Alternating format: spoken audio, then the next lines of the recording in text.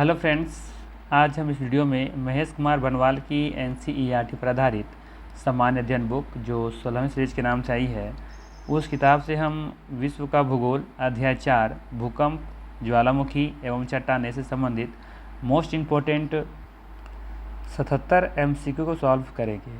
तो चलिए फिर समय का महत्व रखते हुए शुरू करते हैं आज का पहला प्रश्न के साथ। आज का पहला प्रश्न है, मोहो स्केल क्या है? मोहो स्केल से निम्नलिखित में से किसका मापन किया जाता है? सवाल है, मोहो स्केल से निम्नलिखित में से किसका मापन किया जाता है? तो ध्यान रखिएगा कि मोहो स्केल से चट्टानों की कठोरता को मापा जाता है। ठीक है, चट्टानों की कठोरता को मापा जाता है मोहो स्केल से। ठीक है, मोहो स्केल से मापी जाती है चट्टानों की कठोरता। तो यहाँ पे ऑप्शन नंबर डी सही हो जाएगा, ध्यान रखिएगा। ठीक है, चट्टानों की कठोरता। नेक्स्ट है, निम्नलिखित में से कौन सा कारण चट्टानों के रूपांतरण के लिए उत्तरदायी नहीं है? सवाल है, निम्नलिखित में से कौन सा कारण है जो चट्टानों के रूपांतरण के लिए उत्तरदायी नहीं है? अपर्दन, ताप, घुलन, दबाव। तो ध्यान रखिएगा, यहाँ पे अपर्दन रूपांतरण के लिए जिम्मेदार नहीं है। ठीक है, तो ऑप्शन नंबर यहाँ पे ए अब बिल्कुल सही हो जाएगा। कॉन्सेप्ट की बेसिस क्वेश्चन था ये। ताप, घुलन, दबाव है ना, ये सभी चीज़ देखेंगे कि चट्टानों का रूपांतरण से संबंधित है, जबकि अपर्दन तो खुद एक क्या हो रहा है, उसका रूपांतरण हो रहा है। एक तो प्रक्रिया ही है रूपांतरण, अपर्दन होना। ठीक है, अपर्दन होना मतलब क्या, मिट्टी कट करके एक जैसे दूसरे स्थान से चले जाना। ठीक है, ये रूपांतरण का एक ये उत्तरदायी कारक नहीं है। बाकी ताप है, दबाव है, घुलन है। ठीक है, चलिए आगे देखते हैं। नेक्स्ट क्या है? नेक्स्ट है आपका, निम्नलिखित को सुमेलित कीजिए। ठीक है, इधर सूची 1 दिया हुआ है, इधर सूची 2 दिया हुआ है। ठीक है, तो चलिए हम लोग सुमेल कर लेते हैं। सबसे पहला दिया हुआ है स्लेट। तो बताइए स्लेट क्या होना चाहिए? अग्नेय सेल है, कायांत्रित सेल है, अलौह खनिज है या फिर अवसादी सेल है? तो यहाँ पे देखेंगे कि ये जो स्लेट है ना, ये कायांत्रित सेल है। ठीक है, क्या है ये कायांत्रित सेल है। जबकि हम बात करें लिग्नाइट का, तो ये आपका अवसादी सेल है। ठीक है, ये अवसादी सेल है। बात करें हम बॉक्साइट के बारे में, तो बॉक्साइट क्या है? ये बॉक्साइट है अग्नेय सेल। ठीक है, ये अग्नेय सेल है। जबकि ग्रेनाइट क्या है? ये लौह खनिज नहीं है, ये कि अलौह खनिज है। ठीक है, तो ध्यान रखिएगा, यहाँ पे जो सही आंसर होगा वो होगा आपका ऑप्शन नंबर बी। ठीक है, सही मैच दिख रहा है ना? तो ध्यान रखिएगा, स्लेट क्या है? स्लेट है आपका कायांत्रित सेल का उदाहरण है। लिग्नाइट आपका अवसादी सेल्स का उदाहरण है। ठीक है, बॉक्साइट क्या है? ये अग्नेय सेल का उदाहरण है। जबकि ग्रेनाइट लौह खनिज का उदाहरण है, ये लौह खनिज में नहीं आता है। ठीक है, ग्रेनाइट देखते होंगे कि आप लोगों के घरों में भी लगा होगा, चौखट वगैरह जो बनता है ना, ग्रेनाइट का जो मार्बल पत्थर का होता है, तो वो क्या है? लौह थोड़ी ना है, वो तो अलौह खनिज है। ठीक है, तो ये ध्यान रखिएगा, बी ऑप्शन यहाँ पे सही है। नेक्स्ट है आपका, भूगर्भ में विशाल आकार की गुंबदकार आग्नेय चट्टान को निम्न में से किस नाम से जाना जाता है? भूगर्भ में विशाल आकार की गुंबदाकार आग्नेय चट्टान को निम्न में से किस नाम से जाना जाता है? तो ध्यान रखिएगा, इसको जाना जाता है बैथोलिथ के नाम से। ठीक है, बैथोलिथ के नाम से जाना जाता है। जो हमारा भूगर्भ के अंदर विशाल आकार का जो गुंबदाकार का जो आग्नेय चट्टान है, उसे बैथोलिथ के नाम से जाना जाता है। ऑप्शन नंबर ए यहाँ पे बिल्कुल सही हो जाएगा। ठीक है, नेक्स्ट है, भूपृष्ठ की बनावट में अवसादी सेलों का योगदान है। भूपृष्ठ की बनावट में अवसादी सेलों का योगदान कितना है? हमारे भूपृष्ठ जो है ना, तो उसमें जो बनावट है उसमें अवसादी जो सेल है उसका योगदान कितना % है? ये सिंपली आपसे पूछ लिया गया है। तो ये है 5%। कितना? 5%। ऑप्शन नंबर 1 यहाँ पे सही हो जाएगा। नेक्स्ट है, निम्नलिखित में से कौन सा परतदार चट्टान नहीं है? निम्नलिखित में से कौन परतदार चट्टान नहीं है? ठीक है, जिप्सम, कांग्लोमरेट, डोलोमाइट, स्लेट। तो यहाँ पे सही आंसर हो जाएगा आपका स्लेट। ठीक है, स्लेट जो है ये कायांत्रित चट्टान का उदाहरण है। ठीक है, ध्यान रखिएगा, स्लेट ना ये कायांत्रित चट्टान का उदाहरण है। ठीक है, बाकी यहाँ पे देखेंगे जिप्सम हो गया, डोलोमाइट हो गया, कांग्लोमरेट हो गया, ये सभी परतदार चट्टान के उदाहरण है। ठीक है, स्लेट किसका उदाहरण है? कायांत्रित सेल का। यहाँ पे हमने बताया भी था, देखिए यहाँ पे है ना, ये स्लेट ए ऑप्शन है, जो 2 के साथ मिलाए थे हम लोग कायांत्रित सेल के साथ। ठीक है, तो स्लेट ध्यान रखना, ये कायांत्रित सेल के उदाहरण है। नेक्स्ट है आपका 7वां नंबर क्वेश्चन है, निम्नलिखित में से किसे प्राथमिक चट्टानों की श्रेणी में रखा जाता है? प्राइमरी है ना, प्राइमरी जो रॉक्स हैं किस श्रेणी में रखा जाता है? किसको रखा जाता है? आग्नेय चट्टान, अवसादी चट्टान, अंतर्भेदी चट्टान या फिर रूपांतरित चट्टान? तो ध्यान रखिएगा, इसको रखा जाता है आग्नेय चट्टान को, ठीक है, आग्नेय चट्टान को रखा जाता है प्राइमरी रॉक के अंदर, ठीक है। अब इसके बाद देखेंगे कि आग्नेय चट्टान ही समय के साथ क्या होता है, इसका रूप में परिवर्तन हो जाता है, उसको हम लोग फिर क्या बोलते हैं? रूपांतरित चट्टान। अवसादी चट्टान क्या है? देखेंगे कि जब अपनी नदियाँ वगैरह जब बहा करके उनके साथ गाद लेती हैं और परत दर परत जमा हो जाती हैं, ठीक है, इस तरीके से, तो एक समय के साथ दबाव और प्रेशर की वजह से सब क्या होता है, एक चट्टान का रूप धारण कर लेता है, उसे हम लोग क्या कहते हैं? अवसादी चट्टान, ठीक है। और अवसादी चट्टान में देखेंगे कोयला वगैरह, तेल वगैरह जो है, पेट्रोलियम पदार्थ वगैरह देखने को मिलते हैं अवसादी चट्टान में, ठीक है, क्योंकि उसके अंदर देखेंगे आप प्लांट्स वगैरह, जीव जंतु जो होते हैं उसमें सभी दबे होते हैं, ठीक है, इसीलिए हम लोग उसको क्या बोलते हैं? अवसादी चट्टान, ठीक है। और उसमें उसको बोलते हैं, सॉरी, जीवाश्म ईंधन बोलते हैं ना, जीवाश्म ईंधन, क्योंकि उसमें जीवों के अंश होते हैं, ठीक है। तो ये पूछा भी जा सकता है कि जीवाश्म ईंधन किस शैलों में, किस चट्टान में देखने को मिलेंगे? तो अवसादी चट्टान में देखने को मिलेंगे, ठीक है। ये अंतर्भेदी चट्टान क्या है?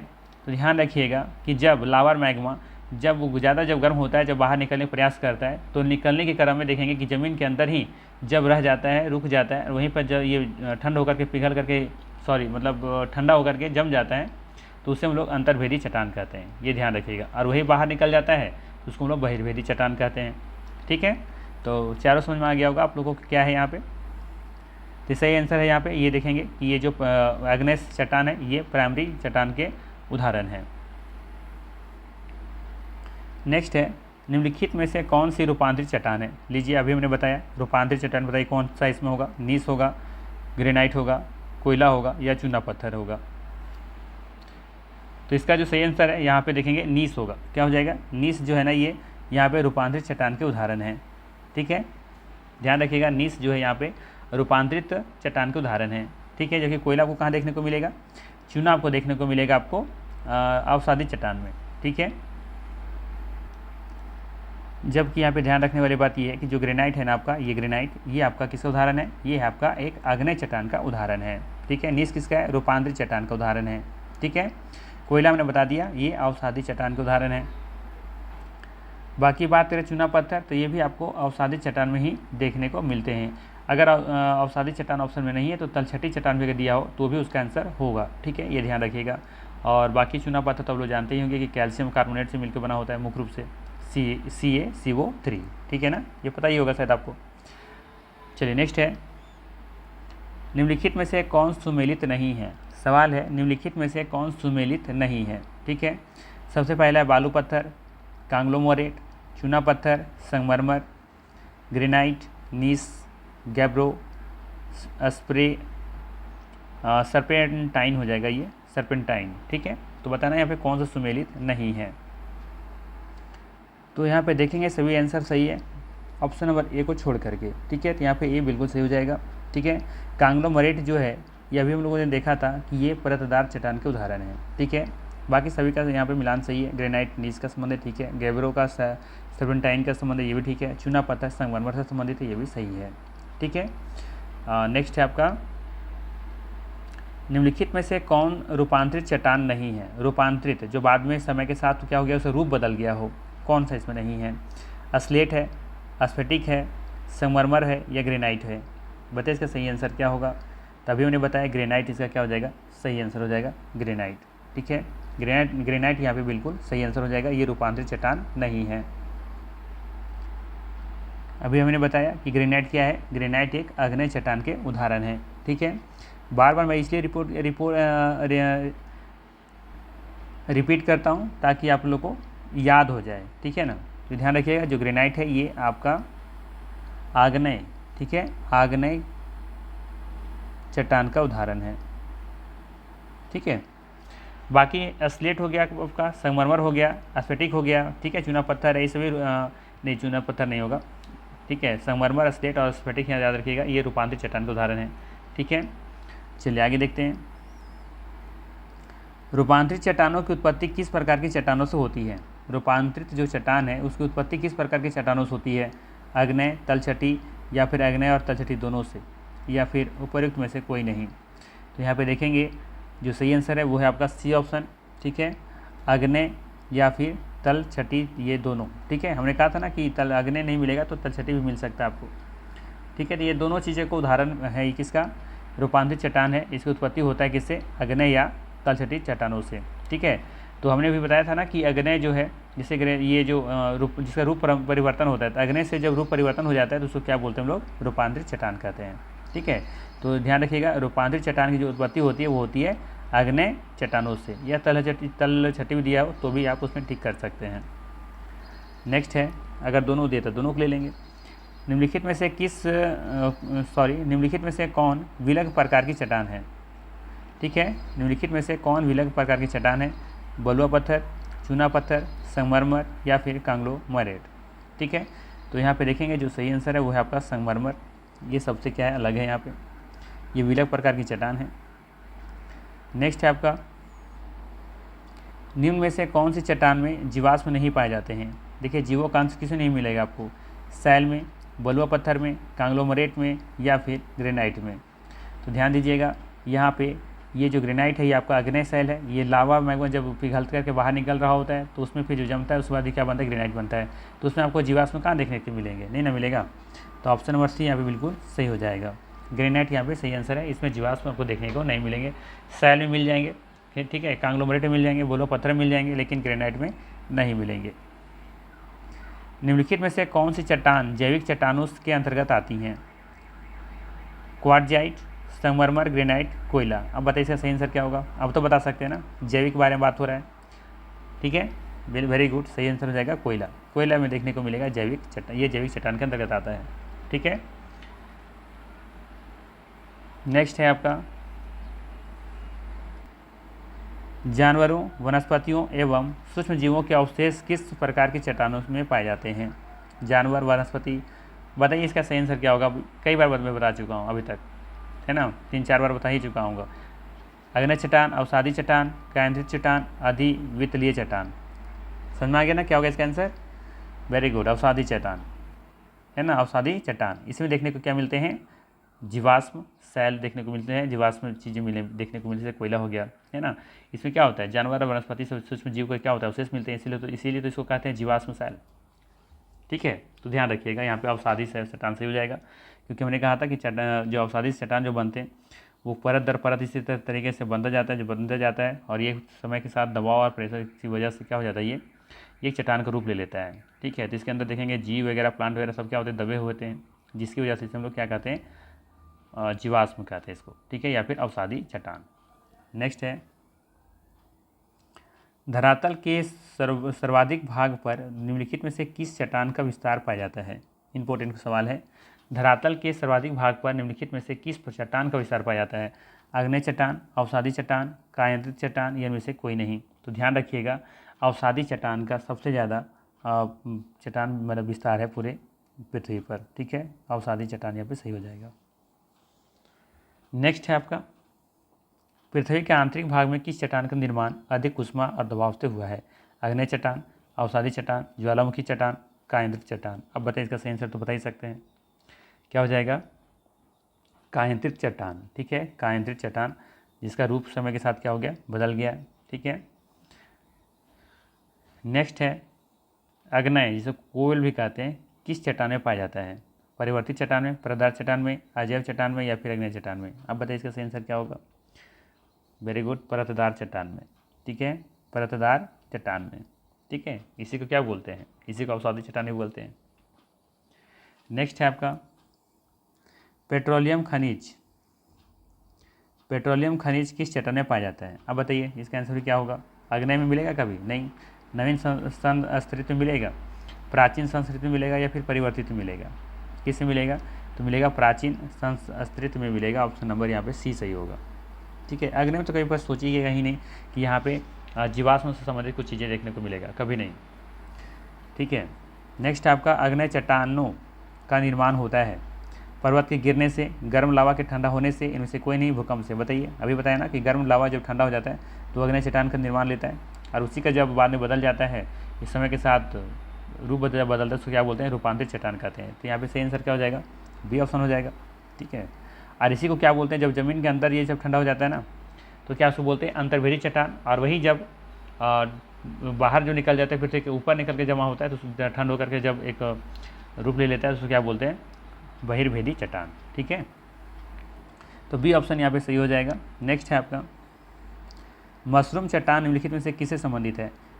ठीक है, मशरूम चट्टान, ध्यान दीजिएगा, मशरूम चट्टान के बारे में बात हो रहा है। मशरूम चट्टान क्यों कह रहे हैं, क्योंकि मशरूम देखे होंगे ना, छत्ते की तरह रहता है, तो उस तरह का चट्टान किसका उदाहरण है, ये आपसे पूछा गया है। तो ध्यान रखिएगा, ये आपको मरुस्थल में देखने को ज़्यादा मिलेगा। ठीक है, मरुस्थलीय स्थलाकृति से संबंधित है ये मशरूम चट्टान। सी ऑप्शन सही है, क्योंकि वहाँ पे इरोजन्स ज़्यादा देखने को मिलते हैं, अपरदन ज़्यादा देखने को मिलते हैं, क्योंकि तेज आंधें चलती हैं तो काट छाट करके वो ना मशरूम की तरह वो शेप ले लेता है, ये ध्यान रखना है आपको। नेक्स्ट है, भूकंप मूल्य फोकस वह स्थान है जहाँ, ध्यान रखिएगा, जो भूकंप का जो मूल अवस्था होता है, जो फोकस होता है, वहाँ पे सबसे पहले वहाँ पे क्या होता है, भूकंप का जो शुरुआत होता है ना, स्टार्टिंग पॉइंट, हाँ स्टार्टिंग पॉइंट कह सकते हैं आप। स्टार्टिंग पॉइंट को क्या कहते हैं, भूकंप मूल कहेंगे या फोकस कहेंगे। ठीक है, तो आप देखेंगे ऑप्शन में क्या दिया हुआ है, धरातल पर भूकंपीय लहरों का सर्वप्रथम ज्ञान होता है। देखिए, सर्वप्रथम के बारे में बात हो रहा है। फिर कह रहा है जहाँ से भूकंप की उत्पत्ति होती है, मैंने क्या स्टार्टिंग पॉइंट, तो वही तो लिखा है ना कि जहाँ से भूकंप की उत्पत्ति होती है, फिर आगे जाने की ज़रूरत नहीं है। ठीक है, तो ऑप्शन नंबर बी यहाँ पे बिल्कुल सही हो जाएगा। ठीक है, जहाँ पे भूकंप की उत्पत्ति होती है ना, उसे हम लोग क्या कहते हैं, भूकंप मूल कहते हैं या फोकस कहते हैं। ठीक है, आज सबसे ज़्यादा पहले जहाँ पे महसूस किया जाता है उसे बोलते हैं अधिक केंद्र, एपिसेंटर। ठीक है, क्वेश्चन आगे हो सकता है मिलेगा। आगे देखते हैं, सिस्मोग्राफ किसे मापने के लिए प्रयुक्त किया जाता है। सिस्मोग्राफ किसे मापने के लिए प्रयुक्त किया जाता है, सागरीय तरंगों को, ज्वार भाटे को, भूकंप तरंगों को। हाँ ठीक है, भूकंपीय तरंगों को मापने के लिए सिस्मोग्राफ का प्रयोग किया जाता है। तो यहाँ पे सी ऑप्शन बिल्कुल क्या है, सही है। ठीक है, सी ऑप्शन के साथ हम लोग चले जाएंगे यहाँ पे। ठीक है, चलिए आगे देखते हैं, नेक्स्ट क्वेश्चन क्या है, 24 नंबर। भूकंप में धरातलीय तरंगें सरफेस वेव होती हैं। भूकंप में धरातलीय तरंगें क्या होती हैं, गौण तरंगें होती हैं, एल तरंगें होती हैं, प्राथमिक तरंगें होती हैं या प्राथमिक एवं गौण तरंगें होती हैं। तो ध्यान रखिएगा, एल तरंगें होती हैं। ठीक है, और ये बहुत ही खतरनाक होता है एल तरंगे। ठीक है, एल तरंगे अगर पूछा जाए पी एल कुछ करके दे दिया जाए और उसको पूछा जाए इसमें सबसे ज़्यादा जो खतरनाक होता है कौन सा होता है, तो ये होता है एल तरंगे। ठीक है, ध्यान रखिएगा। नेक्स्ट है, पृथ्वी की आंतरिक संरचना का विश्वसनीय जानकारी प्राप्त करने का सबसे प्रमुख स्रोत क्या है। पृथ्वी की आंतरिक संरचना की विश्वसनीय जानकारी प्राप्त करने का सबसे प्रमुख स्रोत क्या है।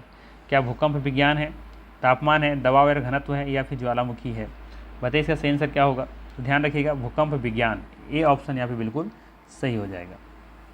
नेक्स्ट है, भूकंपों का प्रभाव महाद्वीपीय भागों के अतिरिक्त महासागरीय भागों पर भी पड़ता है और इससे महासागरों में भयंकर लहरें उत्पन्न होती हैं। इन लहरों के किस नाम से जाना जाता है। सवाल है, भूकंपों का प्रभाव महाद्वीपीय भागों के अतिरिक्त महासागरीय भागों पर भी पड़ता है और इससे महासागरों में भयंकर लहरें उत्पन्न होती हैं। इन लहरों को किस नाम से जाना जाता है। तो इन लहरों को जाना जाता है सुनामी के नाम से। ठीक है, ध्यान रखिएगा, सुनामी के नाम से जाना जाता है और ये सुनामी जापान से लिया गया शब्द है। ठीक है, तो ये यहाँ पे डी ऑप्शन बिल्कुल सही हो जाएगा। ठीक है, चलिए आगे देखते हैं। नेक्स्ट है, एक्चुअली में सुनामी जापान से इसलिए लिया गया ना क्योंकि जापान में बहुत सुनामी आते हैं, वहाँ पे बहुत ज़्यादा वो जो भूकंप का जो सबसे संवेदनशील जो क्षेत्र है जापान को में देखने को मिलता है, अक्सर वहाँ पे भूकंप आते रहते हैं। ठीक है, तो ये याद रखना है आपको। किसी क्षेत्र के उन स्थानों को मिलाने वाली रेखा जहाँ भूकंप एक साथ अनुभव किया जाता है कहलाती है। किसी क्षेत्र के उन स्थानों को मिलाने वाली रेखा जहाँ भूकंप के एक साथ अनुभव किया जाता है उसे क्या कहते हैं। तो ध्यान रखिएगा, इसे कहते हैं सहभूकंप रेखा। क्या कहते हैं, सहभूकंप रेखा कहते हैं। ऑप्शन नंबर बी यहाँ पे सही हो जाएगा। नेक्स्ट है, निम्नलिखित में से कौन सी भूकंपीय तरंगे सर्वाधिक क्षति पहुँचाती हैं। निम्नलिखित में से कौन सी भूकंपीय तरंगे सर्वाधिक क्षति पहुँचाती हैं। प्राथमिक, द्वितीयक, दीर्घ पृष्ठीय या फिर क्षितिजीय। ध्यान रखिएगा, सबसे ज़्यादा जो नुकसान पहुंचाता है वो पहुंचाता है दीर्घ पृष्ठीय। ठीक है, दीर्घ पृष्ठीय जो तरंगें होती हैं ना, ये सर्वाधिक क्षति पहुंचाती हैं। ठीक है, और अगर पी क्यू में कुछ दे दिया जाए, एल दे दिया जाए, तो उसमें एल आप बताएंगे इसका आंसर, एल जो तरंगे हैं। भूगर्भ में जिस स्थान पर भूकंपीय तरंगों की उत्पत्ति होती है उस स्थान को क्या कहा जाता है। भूगर्भ में जिस स्थान पर भूकंपीय तरंगों की उत्पत्ति होती है उस स्थान को क्या कहा जाता है? अधिकेंद्र, भूकंप अधिकेंद्र, इकोजाइट, इक्लोजाइट या फिर भूकंप केंद्र? बताइए, अभी इसका आंसर बताया ना पिछले ही कुछ क्वेश्चन में। वेरी गुड, भूकंप केंद्र। ठीक है, फोकस जिसको कह सकते हैं इंग्लिश में फोकस। ठीक है, और जहाँ पे पहली बार महसूस किया जाता है, ठीक है, सरफेस पर, वो उसको क्या बोलते हैं? अधिकेंद्र या फिर एपी सेंटर। राइट। नेक्स्ट है आगे अधिकेंद्र के बारे में, जिसके बारे में अभी हम चर्चा कर रहे थे। अधिकेंद्र एपी सेंटर भूकंप का एक केंद्र बिंदु है जो संबंधित है पृथ्वी के अंदर। पृथ्वी के अंदर तो हो गया था, फिर यहीं पे गलत हो गया ये, है ना, क्योंकि हमने बताया था पृथ्वी के ऊपर फर्स्ट में जहाँ पे महसूस किया जाता है। भूकंप उद्गम केंद्र के ऊपर भूपृष्ठीय बिंदु से, देखिए भूपृष्ठीय बिंदु पर दे दिया है तो बिल्कुल यही सही हो जाएगा, आगे बढ़ने की जरूरत नहीं है। आगे वैसे दिया क्या है? वह स्थान जहाँ भूकंप का अनुभव किया जाता है, भूपृष्ठ का वह बिंदु जहाँ पहला झटका अनुभव किया जाता है। इसका सही आंसर ये होगा, भूकंप उद्गम केंद्र के ऊपर, ठीक उसी के ऊपर भूपृष्ठीय बिंदु से। ठीक है, यही संबंध है अधिकेंद्र एपिसेंटर। ठीक है, तो यहाँ पे 30 का जो बी है वो बिल्कुल सही हो जाएगा। ठीक है, जैसे इस आकृति में आप देख सकते हैं, यहाँ पे क्या है? ये फोकस है। सबसे पहले यहाँ पर स्टार्टिंग पॉइंट यहीं से उत्पत्ति हो रहा है। ठीक है, और इसी के ठीक ऊपर देखेंगे यहाँ पे सबसे पहला ये जो भूपृष्ठीय क्षेत्र पर जो देखने को मिल रहा है उसी को क्या बोलते हैं? एपी सेंटर, यानी कि अधिकेंद्र। ठीक है, बात समझ में आया? ठीक है, तो ध्यान रखिएगा, ये फोकस है यानी कि यहाँ पर केंद्र बिंदु है, और यहीं पे जो सबसे ऊपर में जहाँ महसूस किया जाता है, महसूस मतलब कि कह सकते हैं कि भूपृष्ठीय स्तर पर जहाँ पे देखने को मिलता है वो है एपी सेंटर। ठीक है, ये ध्यान रखिएगा। तो वही सवाल वहाँ पूछा गया था, क्वेश्चन नंबर जो भी था आपका क्या था? हाँ, ये अधिकेंद्र एक भूकंप का एक केंद्र बिंदु है जो असंबंधित है किससे? भूकंप उद्गम केंद्र के ऊपर भूपृष्ठीय बिंदु से। ठीक है, तो ये ध्यान रखिएगा, बी ऑप्शन यहाँ पे सही हो जाएगा। ठीक, चलिए नेक्स्ट है, रिएक्टर स्केल का प्रयोग किसके मापने के लिए किया जाता है? आसान सा सवाल है, भूकंप की तीव्रता के लिए, तो ऑप्शन नंबर यहाँ पे सी सही हो जाएगा। नेक्स्ट है, भूकंप की उत्पत्ति से संबंधित प्रत्यास्थ पुनश्चलन सिद्धांत का प्रतिपादन किसने किया था? तो ध्यान रखिएगा, इसका प्रतिपादन करने वाले व्यक्ति थे रीड। ठीक है, कौन करने वाले थे? रीड। रीड मतलब पढ़ना। ठीक है, तो भूकंप की उत्पत्ति से संबंधित ध्यान रखना है कि जो दिए थे, प्रतिपादन दिए थे, वो कौन दिए थे? रीड दिए थे, रीड नाम का वैज्ञानिक। नेक्स्ट है, विश्व के सर्वाधिक 63% के लगभग भूकंप निम्न में से किस पेटी में आते हैं? विश्व का सर्वाधिक जो भूकंप आता है लगभग 63%, वो किस पेटी में आते हैं? परिप्रशांत महासागरीय पेटी में, मध्य महाद्वीपीय पेटी में, या फिर मध्य अटलांटिक पेटी में, या हिंद महासागरीय पेटी में? तो ध्यान रखिएगा, परिप्रशांत महासागरीय पेटी में सबसे ज़्यादा भूकंप आते हैं। ऑप्शन नंबर ए यहाँ पे बिल्कुल सही हो जाएगा। ठीक है, नेक्स्ट है आपका, अंतः सागरीय भूकंपों द्वारा उत्पन्न समुद्री लहरों को क्या कहा जाता है? अंतः सागरीय है ना, अंतः सागरीय भूकंपों द्वारा उत्पन्न समुद्री लहरों को क्या कहते हैं? सर्ग कहते हैं, सुनामी कहते हैं, कैम्प कहते हैं, या फिर स्केल कहते हैं? ठीक है, तो सवाल शायद रिपीट हुआ है, सिर्फ क्वेश्चन पूछने का तरीका अलग है, आंसर लेकिन उसका सुनामी ही होगा। ठीक है, क्योंकि समुद्र के अंदर, सागर के अंदर जो भूकंप आएगा तो उससे जो लहरें आएंगी उसे क्या कहेंगे? सुनामी तो कहेंगे। नेक्स्ट है, प्रत्यास्थ पुनश्चलन सिद्धांत निम्नलिखित में से किसकी उत्पत्ति की व्याख्या करता है? ज्वालामुखी, चक्रवात, भूकंप एवं ज्वालामुखी, या फिर भूकंप? तो ध्यान रखिएगा, यहाँ पे भूकंप सही आंसर होगा। ठीक है, नेक्स्ट है आपका, निम्नलिखित में से कौन सी एक एशिया के पूर्वी सीमांतों में होने वाले भूकंपों का कारण बताता है? तो इसका सही आंसर है ऑप्शन नंबर ए। ठीक है, एशियाई प्लेट के नीचे पैसिफिक प्लेट का आवागमन। ठीक है, ध्यान रखिएगा, ए ऑप्शन यहाँ पे सही है। नेक्स्ट है आपका, विश्व की अधिकांश ज्वालामुखी घटनाएं घटित होती हैं। विश्व की अधिकांश ज्वालामुखी घटनाएं कहाँ घटती हैं? रचनात्मक प्लेट किनारों पर, भ्रंश मेखला के सहारे, मुर्दार मेखला के सहारे, विनाशात्मक प्लेट किनारों पर? तो ध्यान दीजिएगा, इसका जो सही आंसर है वो है आपका विनाशात्मक प्लेट किनारों पर। ठीक है, ऑप्शन नंबर डी यहाँ पे सही होगा। अच्छा, डाइक क्या है? डाइक क्या है? तो ध्यान रखिए, जो डाइक है ना, ये ज्वालामुखी निर्मित आंतरिक स्थलाकृति है ये। ठीक है, क्या है ये? ज्वालामुखी निर्मित आंतरिक स्थलाकृति है ये डाइक। ठीक है, तो ध्यान रखिएगा, ऑप्शन नंबर बी सही है यहाँ पे। नेक्स्ट है,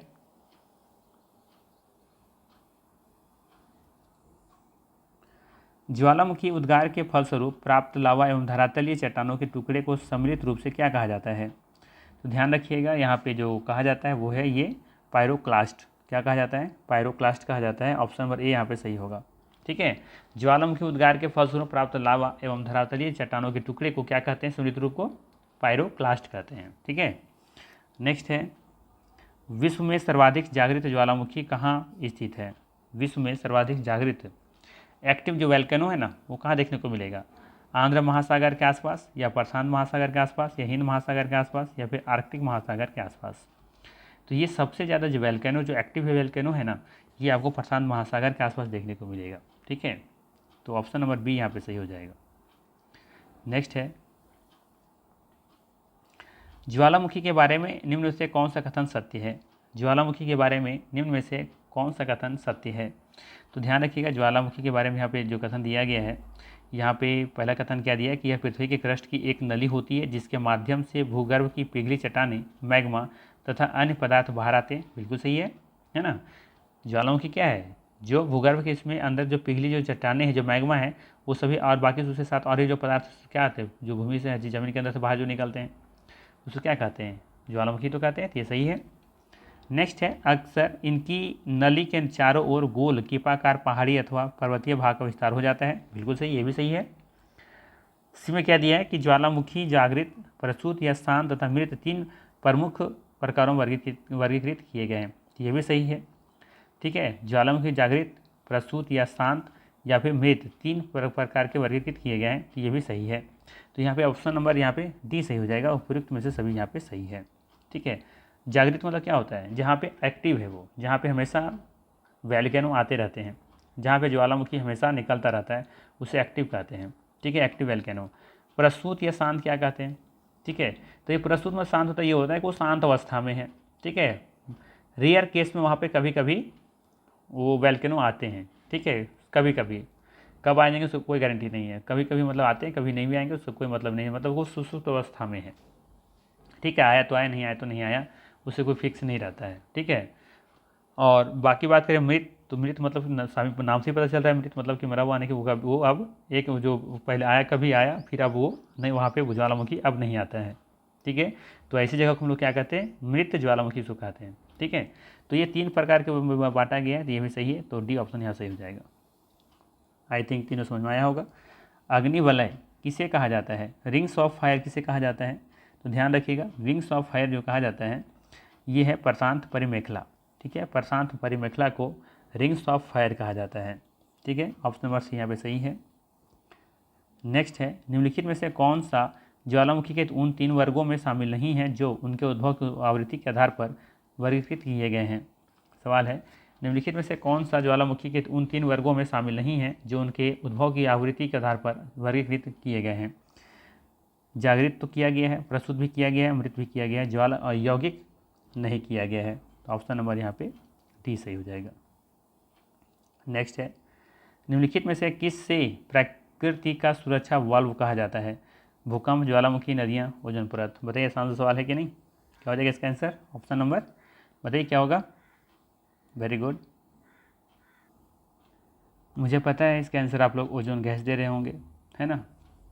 मुझे पता है कि आप लोग ओजोन गैस ही दे रहे होंगे, लेकिन ये सही आंसर नहीं है। आंसर सही इसका है ज्वालामुखी। ठीक है, ज्वालामुखी को प्रकृति का सुरक्षा वाल्व कहा जाता है। ठीक है, क्यों कहा जाता है? क्योंकि एक सुरक्षा वाल्व के एक छिद्र है जो पृथ्वी के अंदर निर्मित दबाव को छोड़ने के लिए खुलता है, जो उपकरण को शिथिलता का कारण बन सकता है या बनता है। ठीक है, इसीलिए इसे हम लोग क्या कहते हैं? सुरक्षा का वाल्व कहते हैं। ठीक है, क्योंकि इसके अंदर का जो दबाव बनता है, प्रेशर बनता है, उसके लिए क्या करता है? नली की तरफ काम करता है, उससे उसमें गर्मी जो हीट बाहर निकलता है, शिथिलता का कारण बनता है। तो ये ज्वालामुखी होगा इसका सही आंसर। नेक्स्ट है, पेले आश्रु, पेल्स टीयर की उत्पत्ति कब होती है? ध्यान रखिएगा, यहाँ पे जो सही आंसर वो है ज्वालामुखी उद्गार के समय।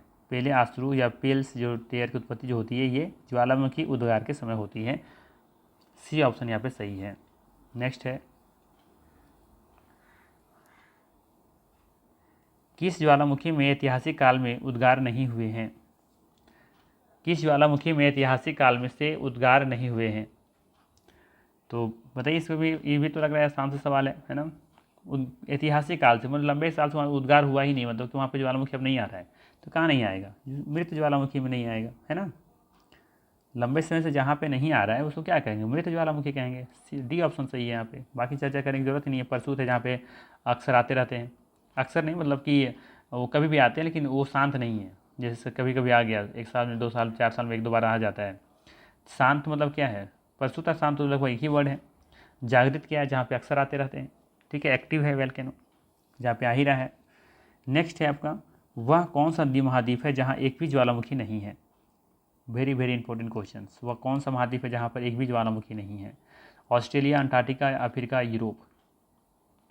ध्यान रखिएगा, ऑस्ट्रेलिया में एक भी ज्वालामुखी नहीं है यहाँ पे, ये ऑप्शन यहाँ पे सही हो जाएगा, ठीक है। इंपॉर्टेंट क्वेश्चन, ध्यान रखिएगा, वेरी वेरी इंपॉर्टेंट सवाल है। ऑस्ट्रेलिया एक ऐसा महाद्वीप है जहाँ पर एक भी ज्वालामुखी नहीं है। नेक्स्ट है, लंबे समय तक शांत रहने के पश्चात विस्फोट होने वाला ज्वालामुखी क्या कहलाता है। लंबे समय तक शांत रहने के पश्चात, बहुत दिन तक शांत रहा और अचानक वो विस्फोट कर गया, उससे क्या कहेंगे बताइए ज़रा। तो उसी को तो कहेंगे सुसुप्त, है ना। उसी को ना क्या कहेंगे, सुसुप्त ज्वालामुखी कहेंगे। अभी हमने बताया ना कि जहाँ पे अक्सर नहीं आते, मतलब कि समय के साथ बहुत दिन तक नहीं आया फिर आ गया, है ना, तो उसका कोई गारंटी नहीं था, उसका फिक्स कोई डेट नहीं रहता आने का। तो वही लिखा है ना कि लंबे समय तक शांत रहने के पश्चात अचानक से वहाँ विस्फोट हो गया, तो उसको क्या कहेंगे, सुसुप्त ज्वालामुखी कहेंगे।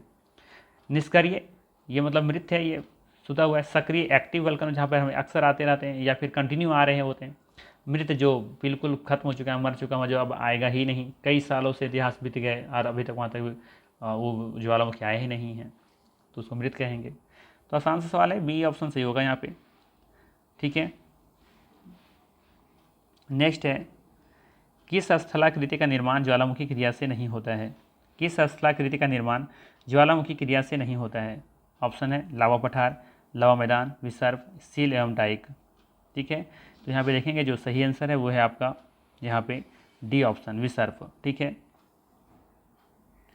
किस स्थलाकृति का निर्माण ज्वालामुखी क्रिया से नहीं होता है, विसर्प का नहीं होता है। विसर्प क्या होता है, कुछ इस तरीके से होता है। इसका निर्माण किससे होता है, इससे होता है नदियों से। किससे होता है, नदियों के माध्यम से होता है ना, ठीक है। बाकी लावा मैदान, लावा पठार, सील और डाइक, ये सभी होता है ज्वालामुखी से होता है, ज्वालामुखी क्रिया से होता है। विसर्प होता है नदियों के बहाव से, उसी क्रिया के माध्यम से होता है, ठीक है। चलिए आगे है, अस्ट्रोम्बोली। अस्ट्रोम्बोली किस प्रकार के ज्वालामुखी हैं। अस्ट्रोम्बोली किस प्रकार का ज्वालामुखी है ये जागृत है, सुसुप्त है, मृत या शांत है। ये तो हो गया आपका फैक्ट, ये आपको याद रखना होगा, ठीक है। तो ध्यान रखिएगा, अस्ट्रोम्बोली जो है ना ये एक जागृत ज्वालामुखी है। ऑप्शन नंबर ए यहाँ पे सही हो जाएगा, ठीक है। यहाँ पे अक्सर मतलब कि कंटिन्यू बेस पर यहाँ पे ज्वालामुखी आ ही रहा है। सवाल में ये भी तो पूछा जा सकता है ना कि अस्ट्रोम्बोली ज्वालामुखी कहाँ पे है, किस महादेश में है। तो इसका जवाब होगा इटली, ठीक है, इटली में है ये। ध्यान रखिएगा, इटली में 3 प्रमुख ज्वालामुखी हैं, उसी में से एक है अस्ट्रोम्बोली, ठीक है, ये ध्यान रखिएगा। और ये ध्यान रखिएगा कि अस्ट्रोम्बोली जो है ना ये टरियंस कुछ करके है, सागर है, ठीक है, वो एग्जैक्ट मुझे याद नहीं आ रहा है। तो एक छोटा सा द्वीप है, उसी द्वीप के हिस्सा है ये ध्यान रखिएगा। अस्ट्रोम्बोली ज्वालामुखी ये इटली में, याद रखिएगा, जो इतनी याद रखिए ना, आपकी अस्ट्रोम्बोली जो आपका ज्वालामुखी है वो इटली में है, ठीक है। चलिए आगे देखते हैं, समतल चोटी वाली समुद्री पहाड़ी को कहते हैं। सवाल है, समतल चोटी वाली समुद्री पहाड़ी को क्या कहते हैं। मोनोडाइक कहते हैं, गुआट कहते हैं, ज्यूजेन कहते हैं, या फिर इंसेलबर्ग कहते हैं। तो ध्यान दीजिएगा, इसका जो सही आंसर होगा वो होगा आपका गुआट। ऑप्शन नंबर यहाँ पे बी सही हो जाएगा। नेक्स्ट है, पृथ्वी की पपड़ी, earth of crust, earth crust की ठोस चट्टानों के नीचे जो पिघला हुआ पदार्थ होता है, जो कभी कभी ज्वालामुखी के उद्गार के साथ धरती के ऊपरी तल पर आ जाता है, उसे क्या कहते हैं। मैग्मा, मार्स, वैक्यूम या मेसेटा। क्या कहते हैं इसे कहते हैं मैग्मा। क्या कहते हैं, मैग्मा कहते हैं, ठीक है। शायद पहले भी डिस्कस कर चुके हैं इसके बारे में। और ये किसका उदाहरण हो जाएगा, ये हो जाएगा बहिर्भेदी चट्टान के उदाहरण, ठीक है ना। मैग्मा किसका उदाहरण हो जाएगा, बहिर्भेदी चट्टान के उदाहरण। ऑप्शन में क्वेश्चन दे दिया जाएगा कि निम्नलिखित में से कौन बहिर्भेदी चट्टान के उदाहरण है, तो मैग्मा हो जाएगा। नेक्स्ट है, क्रेटर तथा काल्डेरा स्थलाकृतियाँ निम्नलिखित में से किससे संबंधित है। तो ध्यान रखिएगा ये जो संबंधित है ना क्रेटर, ये जो क्रेटर है इस तरह का वर्ड जहाँ देखने को मिले तो समझ जाइएगा कि ये ज्वालामुखी से संबंधित है। ठीक है, ध्यान रखिएगा कुछ इस तरीके से जब ये उद्गार होता है ना तो ये ऊपर वाला जो स्थान है यहाँ पर क्रेटर कहा जाता है। ठीक है, तो बी ऑप्शन सही है यहाँ पे। निम्नलिखित में से किस प्रकार के ज्वालामुखी की आकृति गोभी के फूल जैसी होती है? गोभी का फूल देखें ना, कुछ उस तरीके का किसका होता है? तो ये होता है, ध्यान रखिएगा, वाल्केनियन तुल्य का। ठीक है, वाल्केनियन। ठीक है, तो ऑप्शन नंबर यहाँ पे ए सही हो जाएगा। नेक्स्ट है आपका, ज्वालामुखी के उद्गार के समय की निकलने वाली गैस में जलवाष्प की मात्रा कितनी होती है? जब ज्वालामुखी का उद्गार होता है ना तो उस समय जो गैस निकलती है उसका जलवाष्प, उसमें से जलवाष्प की मात्रा कितनी होती है? इंपॉर्टेंट सवाल है, ध्यान रखिएगा 80 से 90% इसमें जलवाष्प की मात्रा होती है। डी ऑप्शन यहाँ पे सही हो जाएगा। ये सभी फैक्ट हैं, आपको याद रखने होंगे। निम्नलिखित में से कौन विश्व का सबसे ऊंचा ज्वालामुखी पर्वत है? निम्नलिखित में से कौन सा विश्व का सबसे ऊंचा ज्वालामुखी पर्वत है? ठीक है, तो ध्यान रखिएगा आपका जो ये माउंट कोटोपैक्सी है ना, ये माउंट कोटोपैक्सी, ये आपका यहाँ पे देखेंगे कि सबसे ऊंचा ज्वालामुखी है। ठीक है, तो यहाँ पे आपका डी ऑप्शन बिल्कुल सही हो जाएगा। बात करें इसका हम हाइट के बारे में, तो माउंट कोटोपैक्सी की जो हाइट है ना ये 5911 मीटर है। कितना? 5911 मीटर। किलोमीटर तो थोड़ी ना होगा, मीटर होगा। ठीक है, 5911 मीटर। ठीक है, और ये कहाँ देखने को मिलेगा आपको? ये आपको देखने को मिलेगा इक्वाडोर में। इक्वाडोर। ठीक है, ये ध्यान रखिएगा। आगे देखते हैं क्या है। विस्फोट की तीव्रता के आधार पर ज्वालामुखियों के प्रकारों का सही आरोही क्रम क्या है? विस्फोट की तीव्रता के आधार पर, है ना, जो इसका जो गति है, इंटेंस है, उसके आधार पर बताना है कि ज्वालामुखी के प्रकार का आरोही क्रम में लगाना है। ठीक है, यानी कि कम से हाई की तरफ जाना है आपको। ठीक है, तो सिंपल से इसका आंसर देख लीजिए, होगा पहले हवाई तुल्य, ये सबसे कम, इससे ज़्यादा स्ट्रॉबेरी तुल्य, उसके बाद वाल्केनिय तुल्य होगा, उसके बाद पिलियन तुल्य होगा। ठीक है, तो सबसे ज़्यादा जो तीव्रता है उसका किसका है? पिलियन तुल्य का है। सबसे कम यहाँ पे हवाई तुल्य का हो जाएगा। तो बी ऑप्शन यहाँ पे सही हो जाएगा। नेक्स्ट है, पेले के बाल, ठीक है, का संबंध निम्नलिखित में से किस प्रकार के ज्वालामुखी से है? तो ये भी आपको याद रखना पड़ेगा, ये हवाई तुल्य का है। ऑप्शन नंबर सी यहाँ पे सही होगा। नेक्स्ट है, निम्नलिखित में से कौन मृत ज्वालामुखी नहीं है? ठीक है, कौन सा यहाँ पे मृत ज्वालामुखी नहीं है? चेम्बोरेजो, कोह सुल्तान, देमबंद या मोनोलोवा? तो ध्यान रखिएगा यहाँ पे जो मोनोलोवा है ना, मोनालोवा, ये आपका मृत ज्वालामुखी नहीं है। तो यहाँ पे ध्यान रखिएगा सी ऑप्शन बिल्कुल यहाँ पे सही हो जाएगा। बाकी आपको ध्यान में रखना है कि मोनोलोवा जो है ना ये प्रशांत महासागर में अवस्थित है। ठीक है, ये ध्यान रखिएगा। चलिए नेक्स्ट है आपका, 10,000 धुआंरों की घाटी, वैली ऑफ 10,000 स्मोक्स पाई जाती हैं। इसका जो सही आंसर है ये ध्यान रखिएगा कि अलास्का में है ये। ठीक है, 10,000 धुओं की जो घाटी है ये आपको अलास्का में देखने को मिलेगा। नेक्स्ट है, निम्नलिखित में से कौन सी गैस ज्वालामुखी उद्भेदन के समय नहीं निकलती हैं? सवाल है, निम्नलिखित में से कौन सी गैस ज्वालामुखी उद्भेदन के समय नहीं निकलती हैं? Oxygen, hydrogen, ammonia, carbon dioxide. ठीक है, तो ध्यान रखिएगा ऑक्सीजन यहाँ नहीं निकलता है, बाकी गैस यहाँ पर निकलने को देखने को मिलेगा, अमोनिया हो, चाहे हाइड्रोजन हो, चाहे कार्बन डाइऑक्साइड हो। ऑक्सीजन ज्वालामुखी उद्भेदन के समय नहीं निकलती हैं। ये कब निकलती हैं? प्रकाश संश्लेषण के समय ना। काफ़ी इंटेलिजेंट हैं आप लोग, होना भी चाहिए ना। चलिए नेक्स्ट है आपका, विश्व का सर्वाधिक ज्वालामुखी वाला क्षेत्र है। विश्व का सर्वाधिक ज्वालामुखी वाला क्षेत्र है। ये स्मार्टनेस एग्जाम में भी होना चाहिए, ध्यान रखिएगा, यहाँ से काम नहीं चलेगा, आप लोग को एग्ज़ाम में भी ये स्मार्टनेस दिखानी होगी। ठीक है, कंपटीशन बहुत ज़्यादा है, इसीलिए मेहनत आप लोग को थोड़ा सा दबा के करनी है। इतना मेहनत कीजिए कि फिर तैयारी 4-5 की ज़रूरत ना पड़े। आप लोग इतना मेहनत अभी ही कर लीजिए, फिर CTET की ज़रूरत ना पड़े। आप लोग मेहनत एक ही बार इतना कीजिए ना, बार बार मेहनत क्यों कर रहे हैं आप लोग? सिंपल से ये बताइए कि मेहनत बार बार करने से अच्छा है कि एक बार जोर दबा करके कर लेने से फ़ायदा है? बार बार लग करते हुए 2 साल 4 साल क्यों करना? जो 4-5 से कीजिएगा दबा के एक बार कर लीजिए, इतना कि फिर दोबारा करने की ज़रूरत ही ना पड़े, नौबत ही नहीं आए। ठीक है। तो मैं कहता हूँ यार कि इतना दबा के मेहनत कर लो ना इस बार कि फिर TRE 4-5 क्यों करना, फिर उसमें वैकेंसी आएगी, फिर सरकार उसकी सरकार आएगी, फिर ये आएगा वो निकालेंगे। यार जो मौका मिला ना उसी में दबा के मेहनत कर कीजिए और बस लग जाइए नंबर में, ठीक है। चलिए यहाँ पे देखते हैं विश्व का सर्वाधिक ज्वालामुखी वाला क्षेत्र कौन सा है। तो ध्यान रखिएगा विश्व का सर्वाधिक ज्वालामुखी वाला क्षेत्र जो है, ठीक है, यहाँ पे हो जाएगा आपका फिलिपाइन द्वीप समूह, ठीक है, फिलिपाइन द्वीप समूह, ऑप्शन नंबर ए यहाँ पे सही हो जाएगा, राइट। देखिए सब कुछ फैक्ट हैं जो आपको याद तो करने ही होंगे, ठीक है। तो जितना बार बार देखेंगे चीज़ों को उतना ही आपको क्या होगा, याद होगा, ठीक है।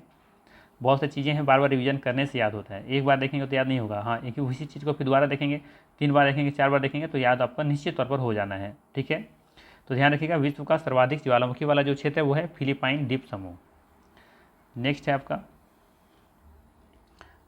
मोनोलोवा उदाहरण है, किसका उदाहरण है बताइए जरा। तो ध्यान रखिएगा ये जो मोनोलोवा जो उदाहरण है ये है आपका सक्रिय ज्वालामुखी का उदाहरण है, ऑप्शन नंबर बी यहाँ पे सही होगा, एक्टिव वैल्केनो है ये। नेक्स्ट है पृथ्वी के अंतर्गत अंतर्जात बलों का स्रोत निम्न में से कौन सा है।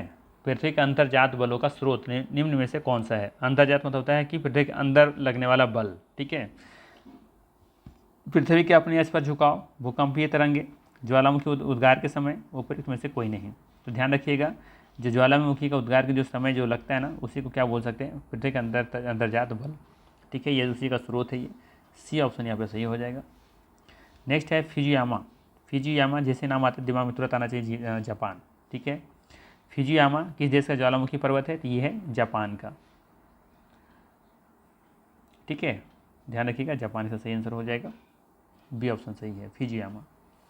नेक्स्ट है निम्नलिखित में से कौन सा युग्म सुमेलित है, सुमेलित नहीं है, सॉरी कौन नहीं है। तो फ्यूजियामा जापान का तो है ना, अभी हमने देखा, ठीक है। बाकी हम बात करें एटना इटली, एटना इटली, ठीक है, एटना इटली ये भी सही है, ठीक है। कैसे याद करोगे, एटना इटली, एटना इटली ये सही है, ठीक है। फिर याद कैसे करेंगे, यहाँ पे देखेंगे पोपा म्यांमार, पोपा म्यांमार, पोपा म्यांमार तो ये भी सही है। जबकि क्राकाटावो ये मलेशिया का नहीं है, ठीक है, ये ऑप्शन डी यहाँ पे सही हो जाएगा, ये सुमेलित नहीं है। तो कन्फ्यूजन वर्ड भी दिया हुआ है मलेशिया, मलेशिया नहीं इंडोनेशिया, क्या होना चाहिए, इंडोनेशिया होगा इसका सही आंसर, ठीक है। ध्यान रखिएगा इसका जो सही आंसर वो हो जाएगा आपका इंडोनेशिया, लिख देते हैं यहाँ पे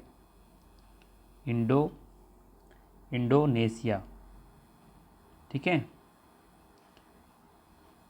इंडोनेशिया, मलेशिया नहीं इंडोनेशिया, क्राकाटावो इंडोनेशिया का ज्वालामुखी है ये।